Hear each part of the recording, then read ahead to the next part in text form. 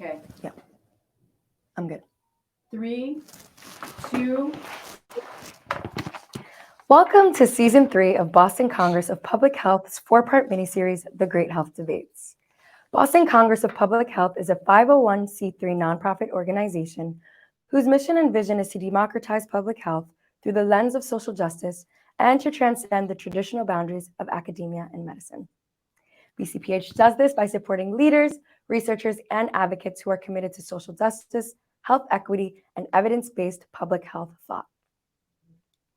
As the country becomes exponentially diverse and interconnected, how do we continue to effectively reduce disparities, and what does this look like? I'm your host, Batu Barry, a current MPH candidate at NYU and fellow at Boston Congress of Public Health.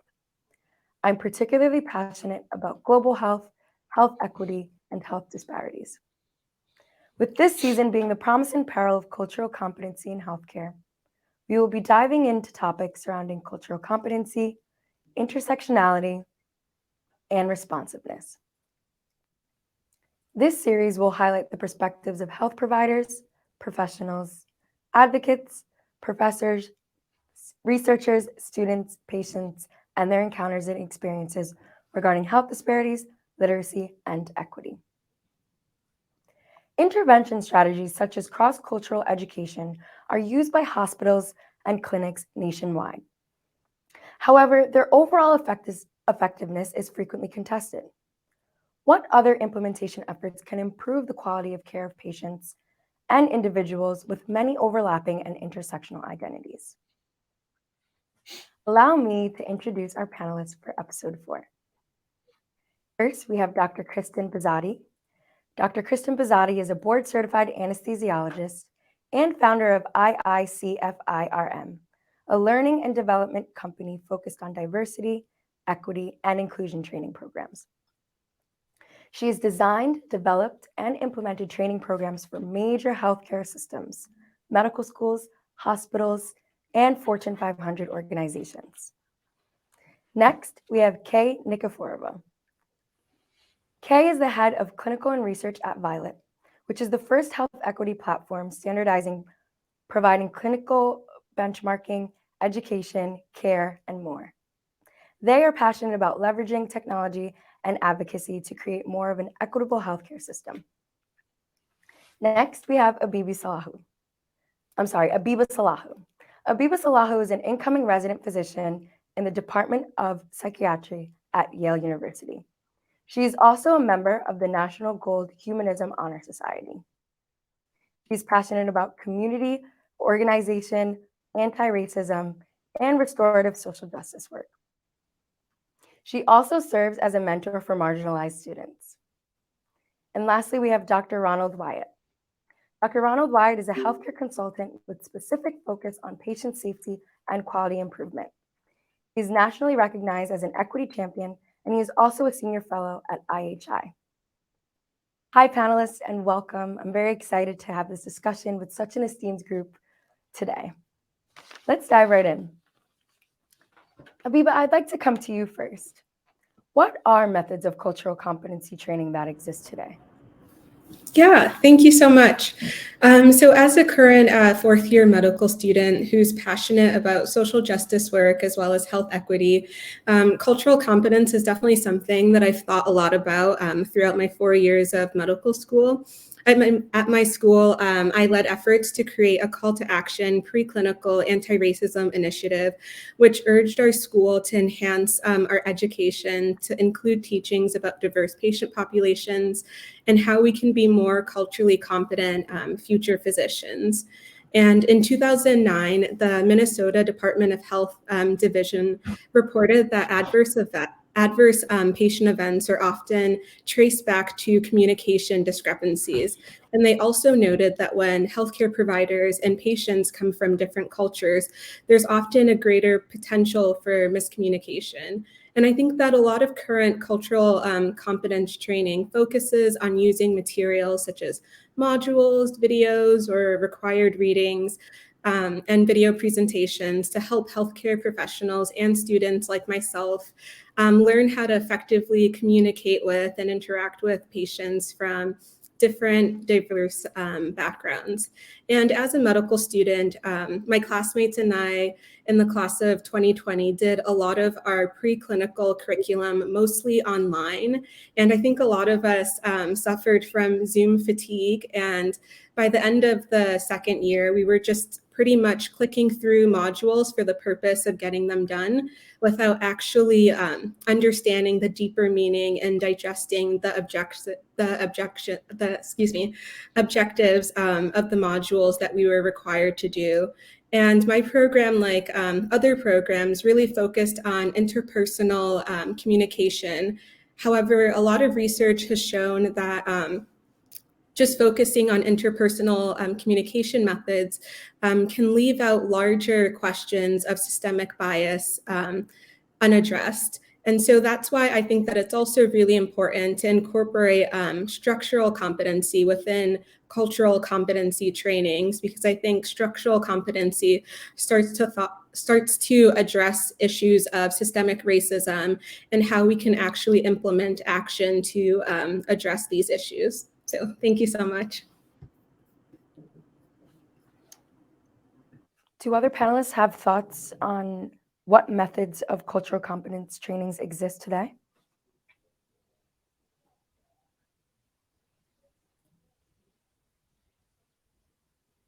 Dr. Bazzotti, I'd love to hear your perspective as a certified anesthesiologist.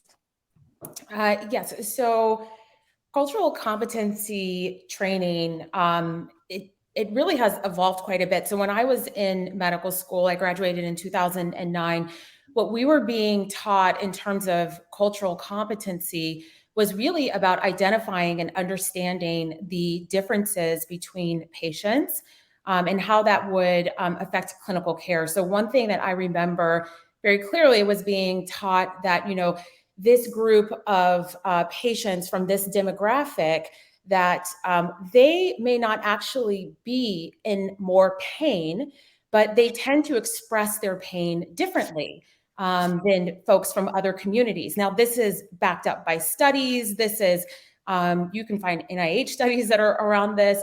It's very well documented, and this is what we were taught. And so as an anesthesiologist, the way that this gets interpreted in clinical practice is that we end up guessing. We think that we can identify what group that this person in front of us is from, this patient in the recovery room after anesthesia. So we're guessing what demographic we think they're from. And then if they're in pain, we're guessing that, they might not actually really be in pain because this community expresses their pain differently. This is really a very highly problematic approach to cultural competency training. I think they're, trying to evolve it at this point, but I think the kind of bottom line with training and why some places are kind of moving away from cultural competency is because there is no competency that we can reach in someone else's identity or lived experience. And I think that there are other ways that we could move forward. Which brings me to my next question. How effective are these trainings?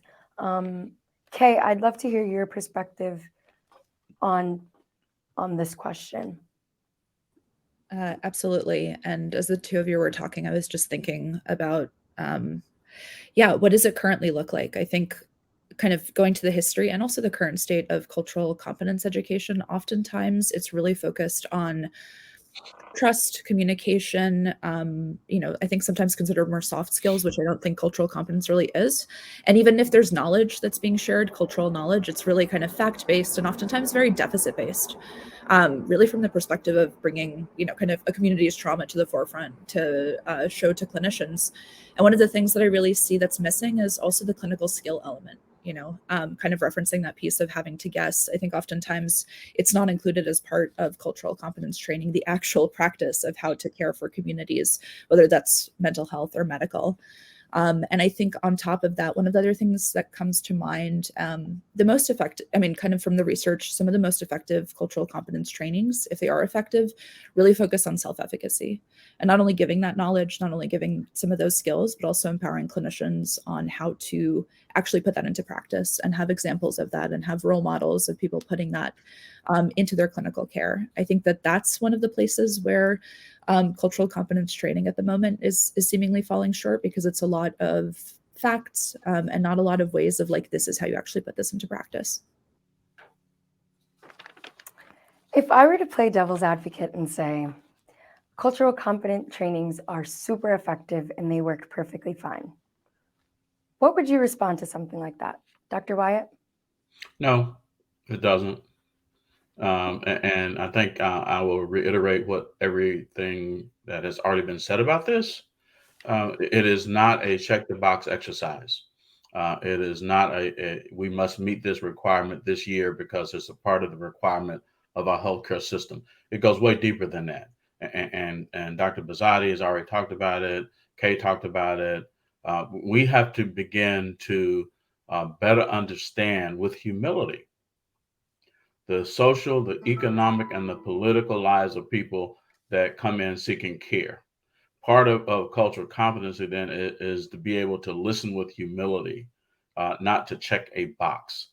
So that requires systematic commitment to what we're calling cultural competency. So until we get to that point, as the first speaker talked about, beyond a check the box exercise, where all too often people memorize the answers from last year so they can skip to the end of the test, for example. So it goes way beyond those types of things. And my perspective is it goes back to a systems leadership's commitment to these efforts. Patient safety officer at the Joint Commission, to the point that was made, one of the biggest root causes of failure and harm was communication failures. And a lot of that has to do with not a commitment to a person's social, economic, and political self. The historical trauma that people bring in to a clinical setting. So I see this as a clinical competency that needs to be measured, and there has to be accountability built around it beyond the typical off-the-shelf, check-the-box type of exercise. And I'd like to circle back to Abiba. Abiba, you mentioned the modules and the trainings. Kay also mentioned it, and Dr. Bazzotti and Dr. Wyatt as well. What are alternative potential barriers besides just clicking through the modules that exist within policies surrounding these cultural humility or cultural competence trainings? Yeah, so I know that within medical students in particular, a lot of hesitancy and pushback surrounding cultural competency trainings is the fact that making them mandatory automatically creates resistance among students and is seen as another assignment that they have to do, and they already have like a million exams that they're studying for and things like that. And I think one of the biggest barriers from my perspective is the passive nature in which a lot of these modules and trainings are often delivered. I think that they're definitely very effective based on the research that I've done and the literature that I've seen, that they are effective in increasing awareness about healthcare disparities. But I think a lot of studies have shown that the way that they can be very effective is by actually implementing hands-on experiences where learners are going into the community and interacting with the people that they're learning about, rather than it being this distant learning experience. So I think the passive nature is definitely a barrier, but that can be addressed by implementing more community-based learning. Yeah, which brings me to my next question. Dr. Bazzotti, can you speak of the trends against implicit bias trainings besides the resistance? And what does this mean for healthcare? What are the potential implications? Right. Yes. So if I can just touch a little bit on what Abiba was just discussing, this point about whether trainings are mandatory or whether they're not mandatory is something that is going to keep coming up whenever we're talking about anything that is diversity and inclusion related. And there are reasons that people push back against this being mandatory. And we don't need to be mouthpieces for that. For those of us that really care about this, we would never ask or question if, physiology or anatomy should be mandatory or not mandatory. Healthcare disparities exist. And something that we heard is that the trainings are very good for raising awareness about healthcare disparities. But when we are working with patients, it is not just enough for us to be aware about healthcare disparities. There is plenty of data and research about healthcare disparities, and still they persist. And in fact, the data coming out from COVID in 2020, they got so much worse for many communities, and it's not getting better. And this is coming back to training and what the role of training is. Are we looking just for awareness? Are we looking for skill development? Are we looking for processes that are going to hold people accountable? When we get into actual clinical environment, we are not roaming out in the community. We have patients that are right in front of us. And the vast majority of physicians who are taking care of patients are very uncomfortable to engage in equity conversations. That has to be addressed, because when people are bringing these things up, we need to be able to engage in those conversations, and there's reasons that we don't. Now, in terms of implicit bias, as someone who designs DEI training, there has been a massive movement since 2020 at an organizational level. Organizations have set new policies in place after the murder of George Floyd.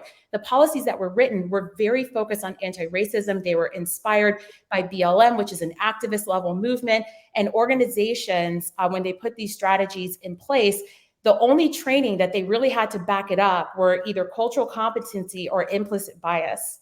And those two are not the tools and the mechanisms that are going to help the everyday person and their organization deliver on this level of anti-racist and really advanced care. And so we have to consider what we would call the equity fluency of the individuals inside of the organizations. A lot of organizations are moving past implicit bias training.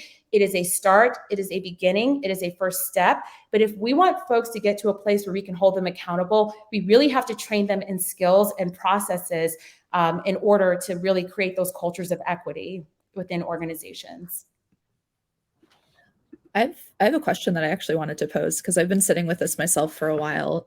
As you're talking about that, and the fact that movement away from implicit bias training, or just these sort of standard out of the box, this is what it is, cultural competence checkbox. It's very interesting to see that at the same time, this is also some of the first times we're more on a regulatory, like governmental level. We're having class come out, like different states are enacting standards of, yes, like your clinicians in the state need this for licensure. Colorado came out with regulation of actually having training, and then Michigan, I think, also actually, interestingly enough, defaulted to implicit bias training as their cultural competence piece. And so there's this kind of balance of like, it's on my end, it's like, I think it's really important for there to be some regulation around it. And then simultaneously, it's kind of moving in a direction that we're already moving away from in this space. And there's no standardization, and there's no definition, and there's no specific outcomes for all of these trainings. So I'm kind of curious, like, as the field itself is moving away from this, it seems like the government is starting to kind of just get into the space. Does anybody have any thoughts on that? Yeah, it's Ram. If I can react to that, and it's unfortunate that we have to come to that part of the conversation. And you're right, Colorado, California are now requiring at a minimum implicit bias training as a part of licensure and renewal of license. And it's unfortunate and sad in a way that we have to come to that. But I would say that that requirement is, if anything, remedial. So it's, again, unfortunate that it now moves to accreditation standards and conditions of participation through CMS and other payers who are now beginning to require this basic level of training. So that is where we are. And because of payers and the Joint Commission and the big payer CMS, but this also goes now to the Veterans Administration, to the military health system, that are saying we must do more than this. And it's back to Kristen's point that implicit bias training, to me, is remedial training. It should be required. But now let's look beyond that. If I put on my patient safety hat for a minute, we're talking about inequity as an unsafe condition. It hurts people. And let's be frank about it. People end up dying because of the root causes of these things that we sometimes shy away from. and we get the pushback, like the pushback against what's called wokeism now. And in some states now, there's legislation being introduced to criminalize DEI training. There's a couple of states like that. 8 states are suing CMS to say, you can't tell us to have anti-racism training. So that's the environment that we're in and why we must persist in this work.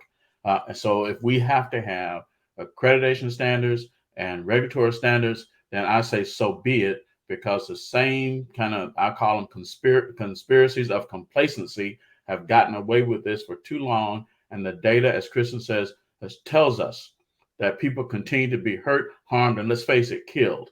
And I will say that in this country, racism is a root cause for preventable death.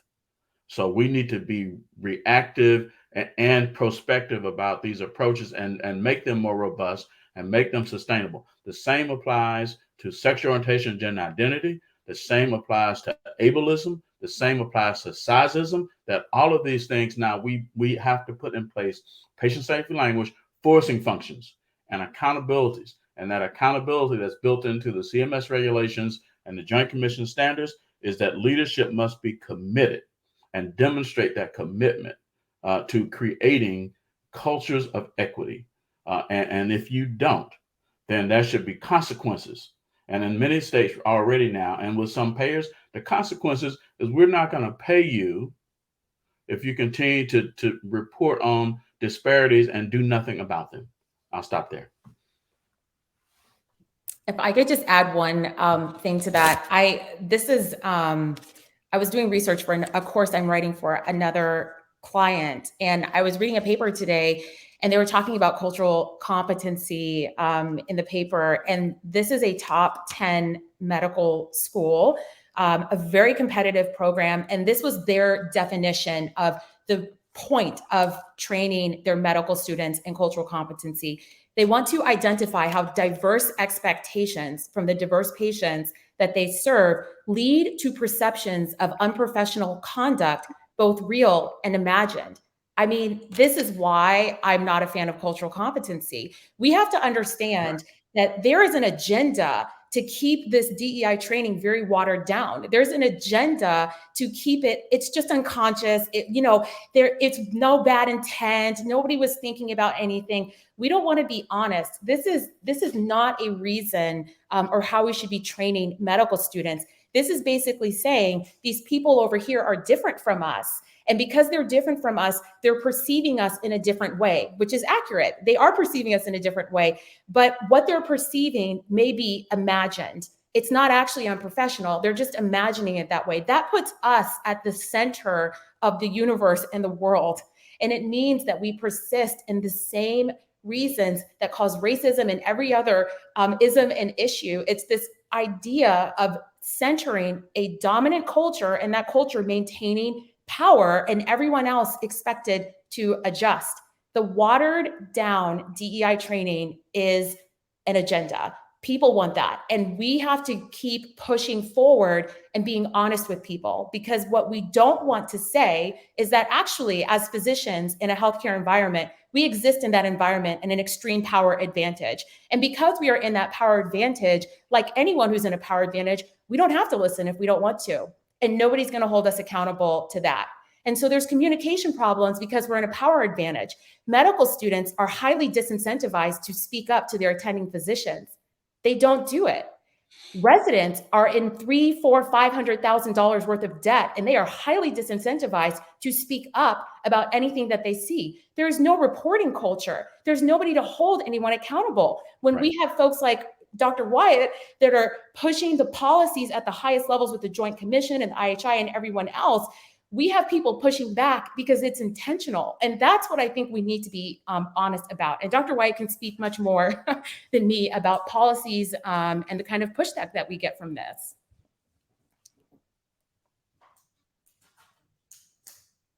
Accountability. How do we make people, how do we make clinicians accountable? How do we hold them accountable? And what do we do to measure this? Right. Well, Dr. Wyatt is, the expert in that.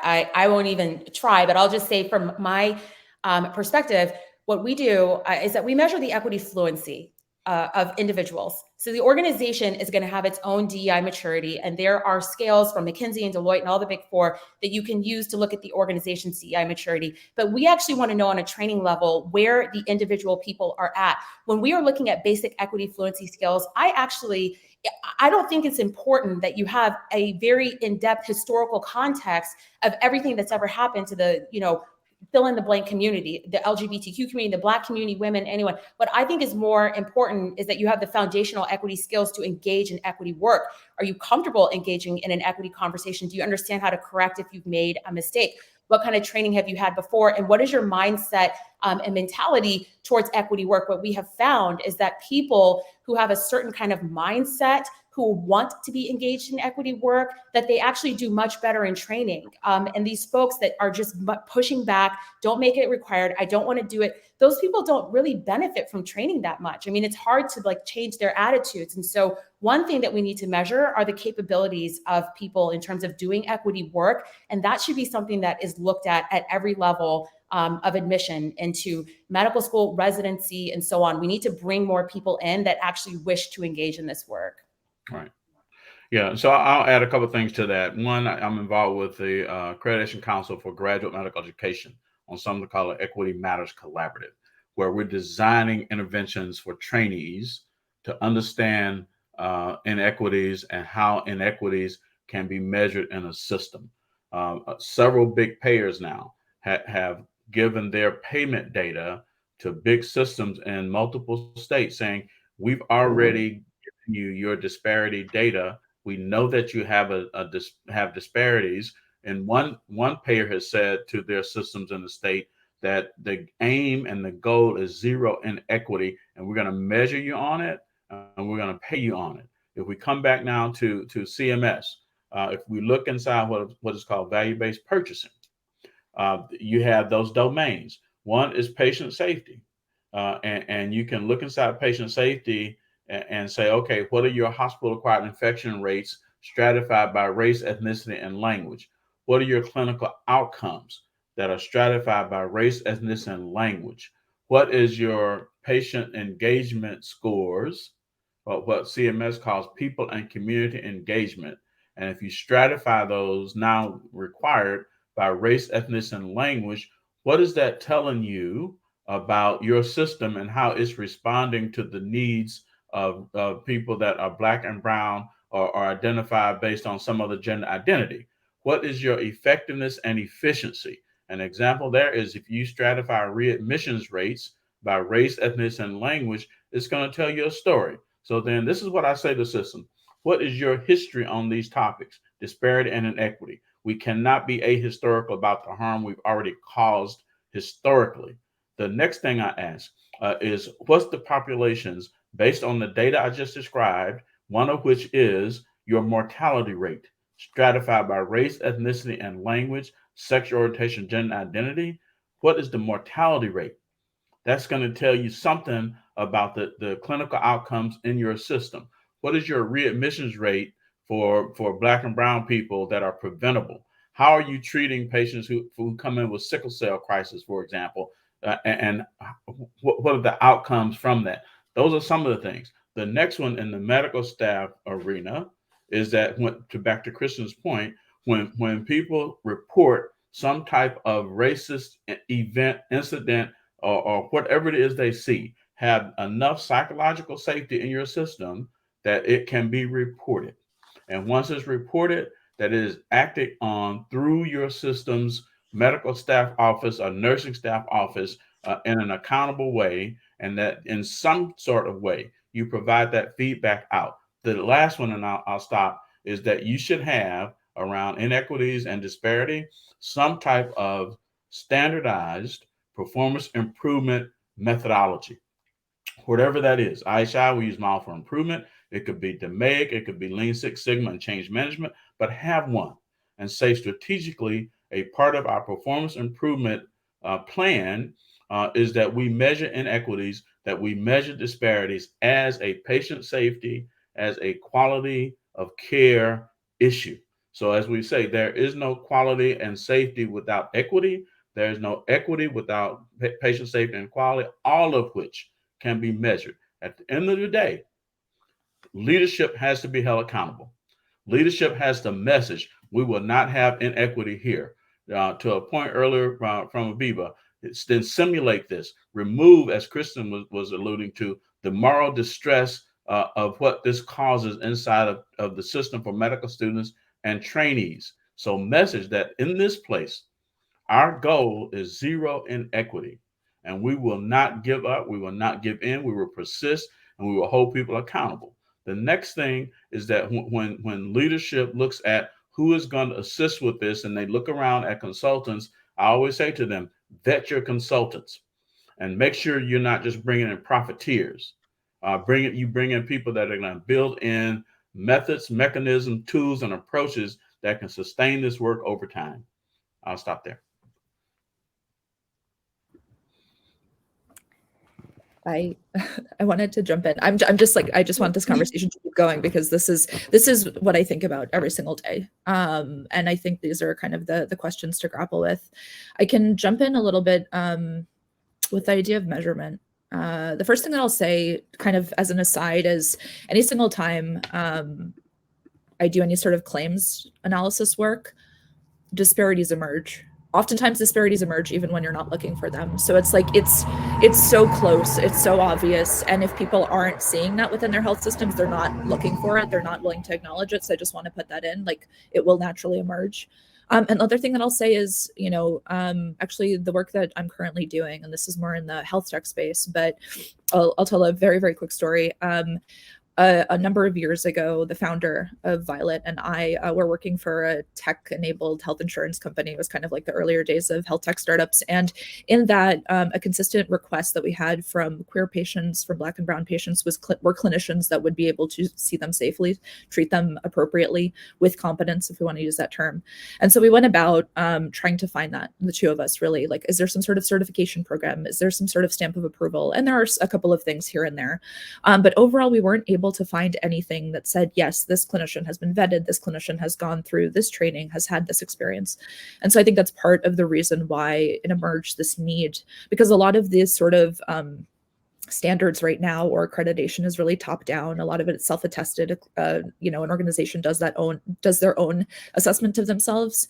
And so one of the things that came about is really this need from like a bottom up to really know where each clinician is at in terms of their competence. And I will say cultural competence is a term very, very, we don't have a definition for it. It's been very misused, but I'll use that for this particular term.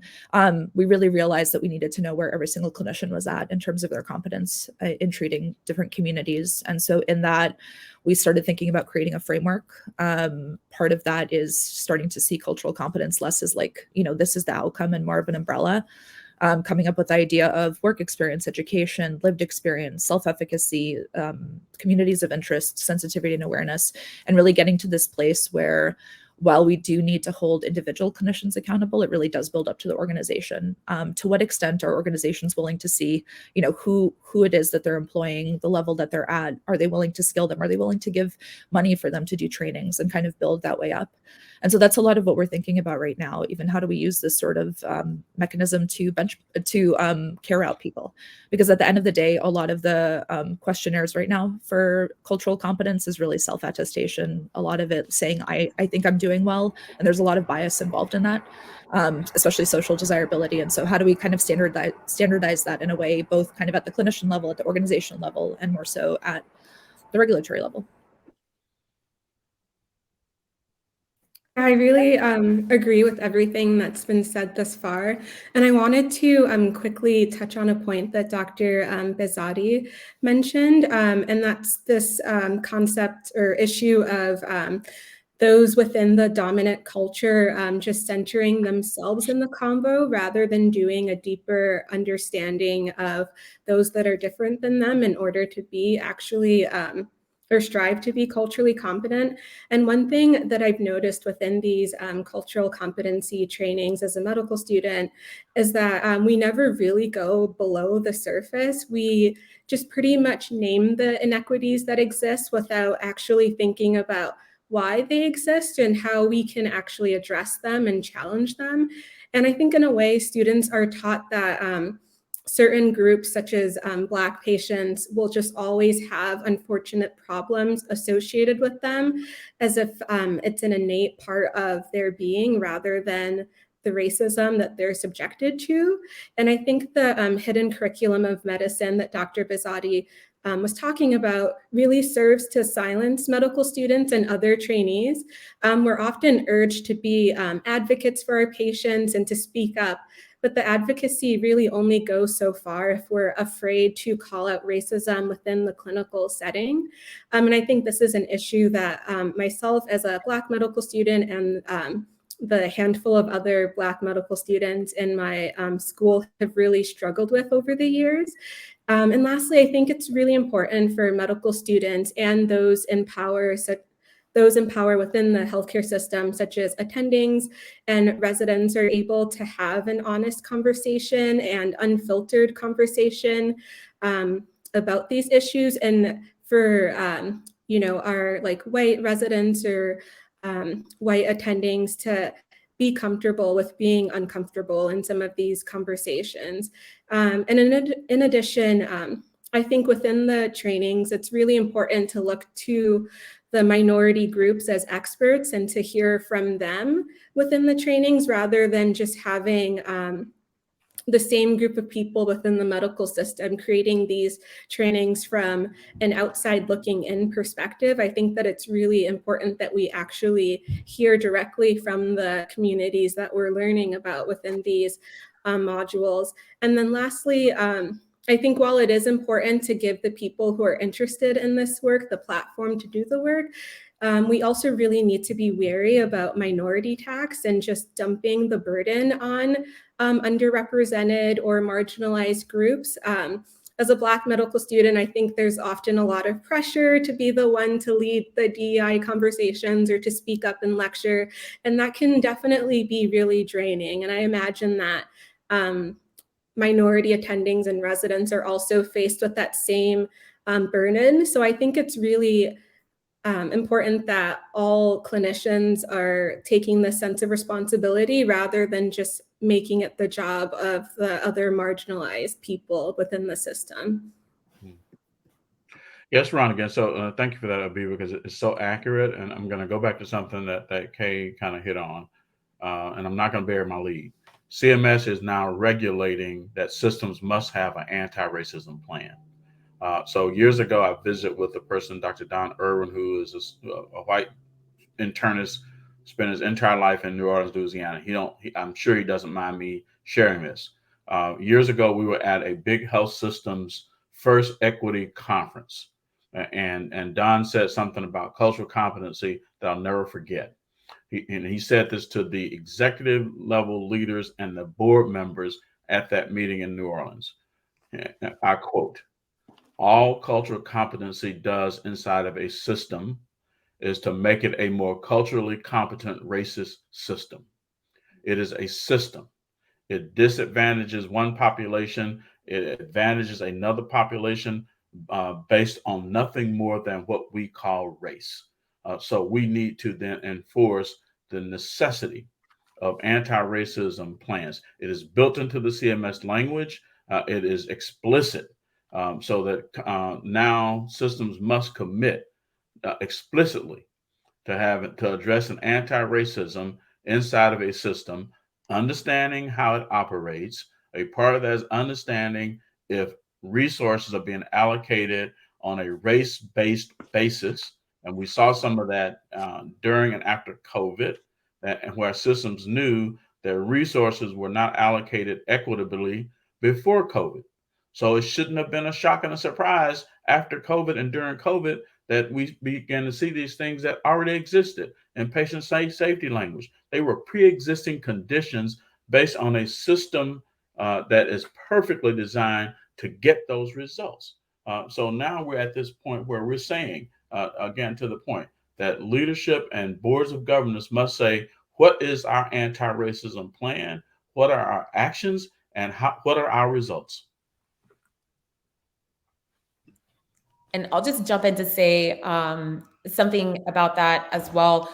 We saw the CDC released their report about maternal morbidity and mortality recently over the last couple of years. And that we already knew that there were a lot of disparities there. We already knew that it was very dangerous for Black mothers to be going into the hospital having babies. And it really shouldn't be that way. There's no real reason why there should be so many more cases of morbidity and mortality in this one community, other than the fact that the standard of care is not being applied across the board. And as we saw from this data that was released, it got much worse during COVID in 2020. All of us that are practicing, I'm 10 years out, we were all trained in cultural competency. We have to take these implicit bias tests all the time. It doesn't do anything. It really doesn't do anything. We need to be more honest. The way that this is going to get addressed are some of the things that Ron is talking about. We need the accrediting bodies. We need the ACGME. We need the Joint Commission. We need the NCQA to come down with some teeth on accountability for the organizations. They're not doing it on their own. And honestly, if they would just listen to the folks inside of the organization, the medical students, the residents, they see everything. They will tell them exactly what is wrong and going on at a patient and clinical care, but they're not going to say anything. They're highly disincentivized to speak up and be honest about what is going on. What I have found in training in terms of measurement is that we are getting more organizations that are more serious because of these initiatives that are coming down about the outcomes that they're looking to have an impact on with training. And so we have moved from this awareness-based training, which is like, okay, that's nice. Give a college student awareness-based training. But if you're going to be seeing patients, we need to give you skill-based training. And then we need to have the accountability in place as well. We don't go into a hospital and say, you know what, we know that we can decrease the incidence of bloodstream infections from central lines by following this process. We have data on that, but whether or not you do that, we're just going to train you on the awareness of it and let you make the decision. That's not what happens. There are stops and accountability. When you are seeing patients, you have to document that you did all of these things. And if you don't do them, they will not credential you at that hospital. We need that level of accountability. And it's coming down now, but it's going to take some time to get people caught up because we have been playing these games where we're getting very good data from the researchers and we're not getting good action from the hospitals. One example that I had a client recently, diversity scorecard came down for all of their hiring managers as a result of their DEI initiatives. And the training that we were coming to do was specifically about hiring to improve the diversity scorecard numbers. We had a direct outcome that we could measure, and the training was much more effective for that reason, because we were training them in a process. We weren't training them to just be more aware and feel good about yourself that you're more aware.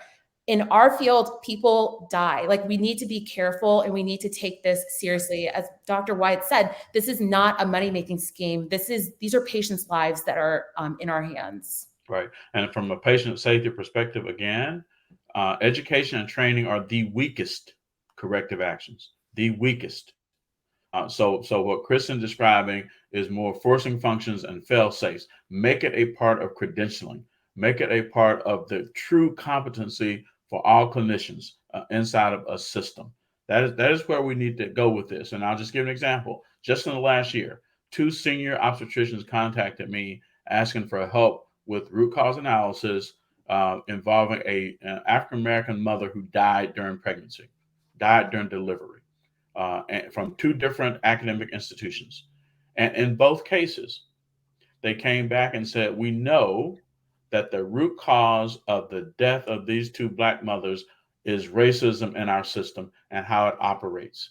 In both cases, those physicians, Black obstetricians, came back to me and said, our root cause analysis process has been shut down by leadership.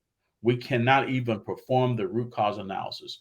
So in situations like that, then that is where the regulatory organizations, accreditation entities have to step in. That's where the medical staff affairs have to step in and apply medical staff principles that have been described by CMS and the Joint Commission on whether or not a person can retain their credentials and privileges inside an organization where it operates like this.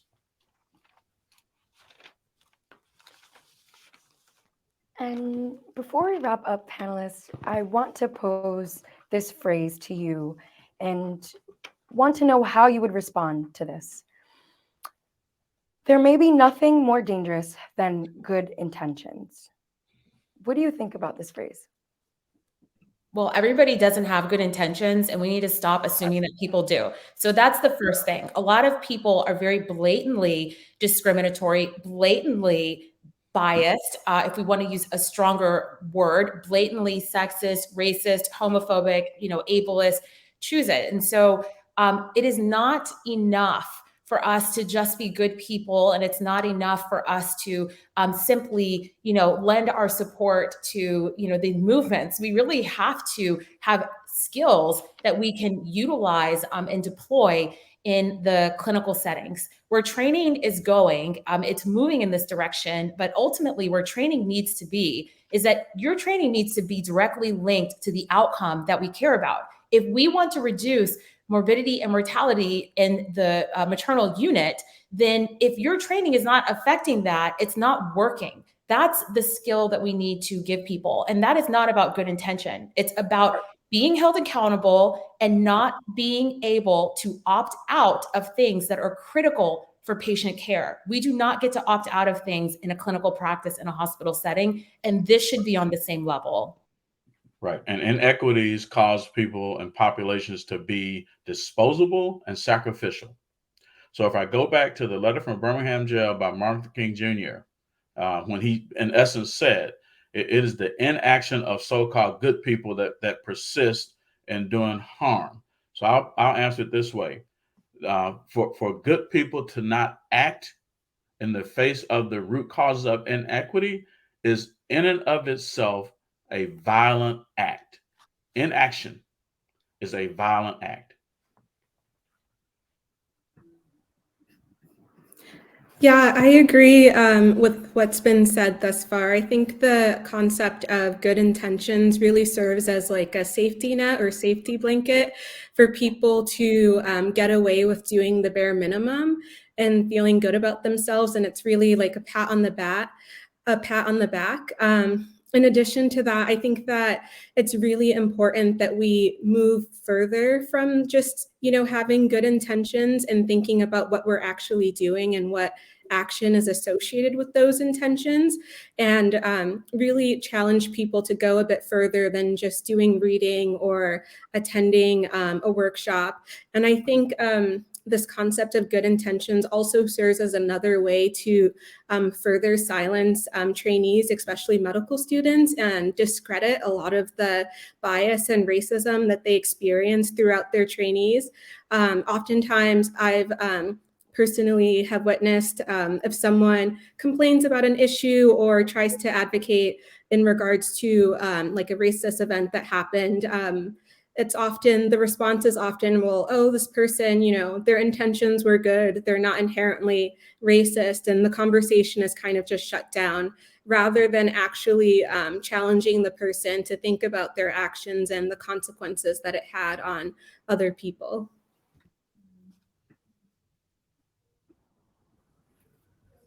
I can add as Would any other panelists? yeah, I can add as well. I think that's why sometimes I get so if we have explicit bias. The reason why implicit bias trainings for me sometimes are so kind of tough is because there's explicit bias, there's explicit racism, there's anti-trans healthcare laws being put into place literally, or being introduced every single day. These things aren't silent, they're not quiet. And yet sometimes I'm faced with feedback that I'm so confused about. There was one response after a training that we did. While I cognitively understood that there were differences and disparities, it has been difficult to acknowledge that it's still this bad for people in 2022. And I'm curious why, because it's clear, it's out there. I've had white clinical leads say that they're having difficulty talking about racism, that they're having difficulty saying the word Black. Why?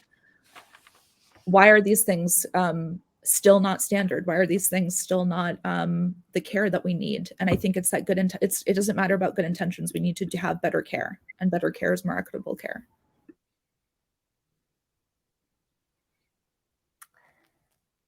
And before we say goodbye to our panelists, I'd like to just give a couple key takeaways.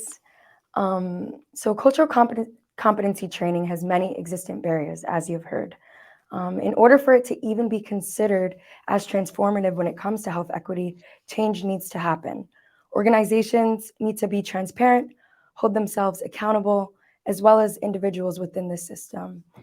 This issue also calls on accrediting bodies to listen to those who are working within these systems. And these hard conversations need to be had. Abiba mentioned being comfortable with being uncomfortable.